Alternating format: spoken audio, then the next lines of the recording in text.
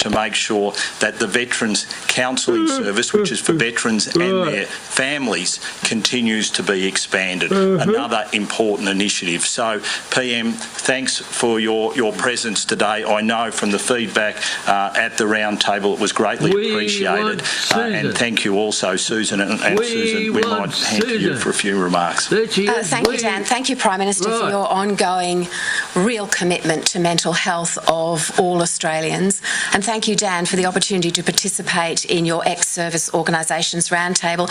I think it's fair to say the three of us spent over an hour simply listening.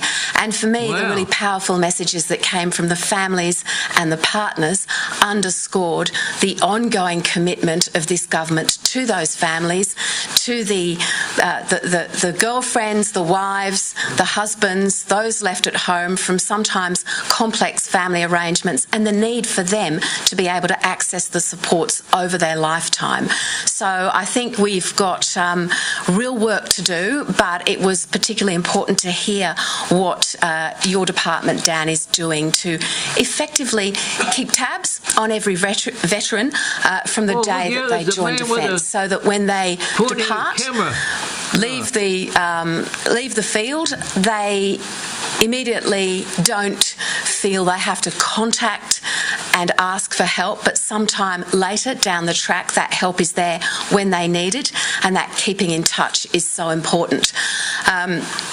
Now we've talked about the National Mental Health Commission conducting through an expert reference group a review of the services available to veterans and members of the ADF in relation to suicide prevention. So this informed reference group will comprise current and former members of Defence, Chair of the Prime Ministerial Advisory Council on Veterans' Mental Health, and the Deputy President of the Repatriation Commission, as well as a younger veteran, a female veteran and an older veteran. That expert reference group will complement the already strong work that the Mental Health Commission has done in looking at where the gaps are in suicide prevention and mental health services across Australia. We want to know, particularly in relation to the veteran community, where those gaps are, where those barriers are, where services are duplicated, where services are not working, and what we need to do to improve them. This is going to be a relatively short review because we've got to get on with this work. It will report early next year, and we will have obviously more to say about implementing those recommendations.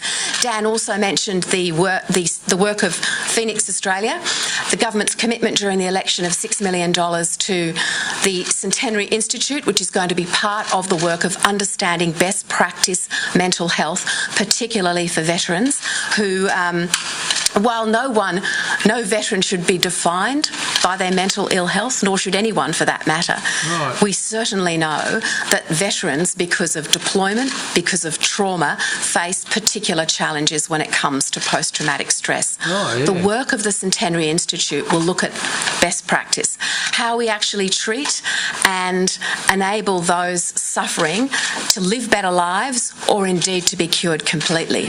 At the moment, there are a third of those diagnosed who are not recovering well, but the research from around the world can be brought to this group and promulgated into every GP service and primary care organisation in Australia, so that when a younger, for example, returned veteran walks through the door of their doctor's surgery, they will get the best, earliest intervention and the best possible chance and prospect of recovery and participating normally in society. So thank you, Prime Minister. Thank you, Minister.